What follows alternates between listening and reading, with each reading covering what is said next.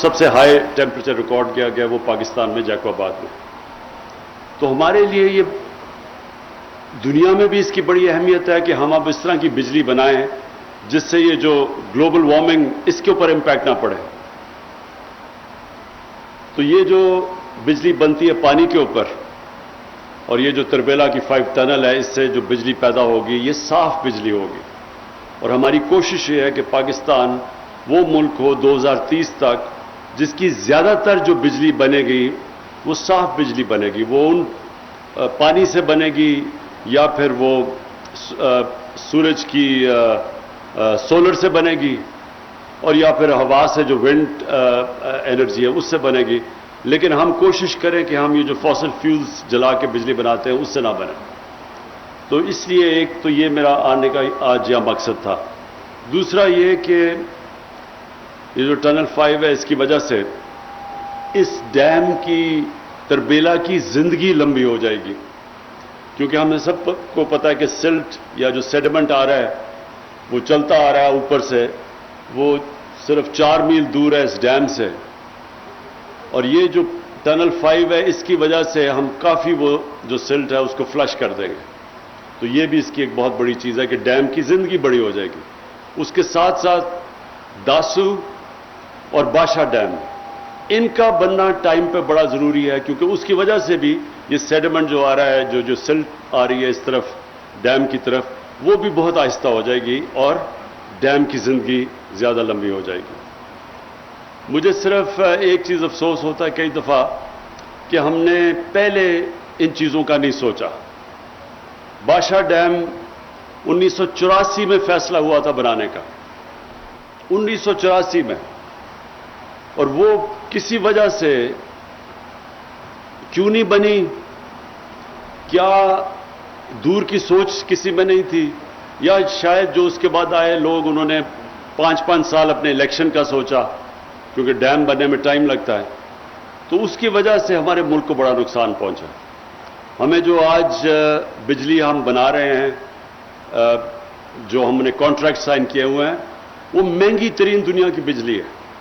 اور ہمارے بدقسمتی سے کانٹریکٹ ایسے ہیں کہ چاہے ہم وہ بجلی کا استعمال کریں یا نہ کریں ہمیں اس کا پیسہ دینا پڑتا ہے, جس کو کہتے ہیں کیپیسٹی پیمنٹ.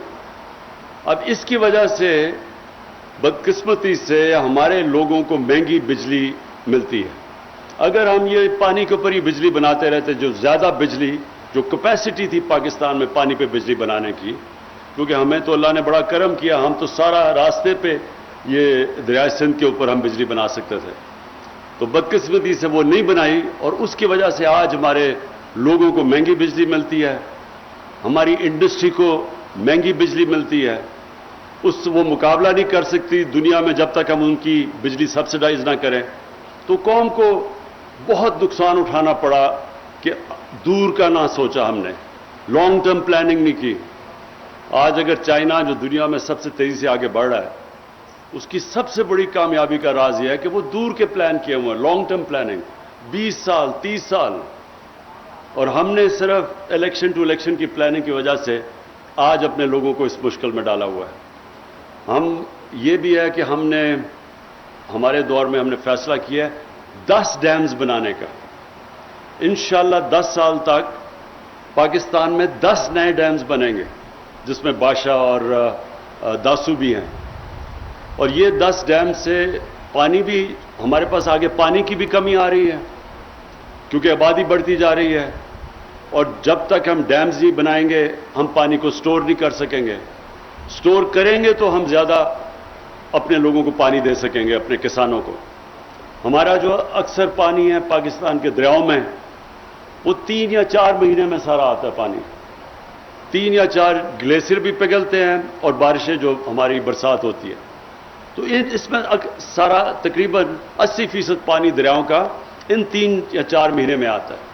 تو اس پانی کو اگر ہم بچا لیں, ریزروارز بنا لیں, تو یہ ہم سارا سال تک اپنے کسانوں کو پانی دے سکتے ہیں.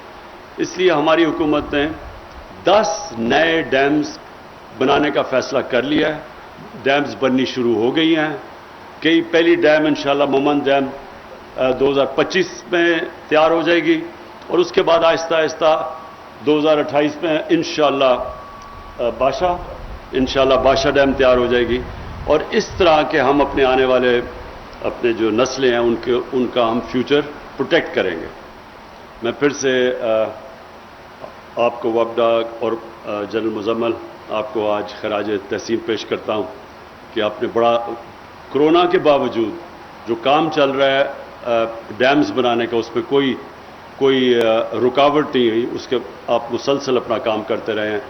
میں آپ کو خراج تحسین پھر سے پیش کرتا ہوں۔ شکریہ۔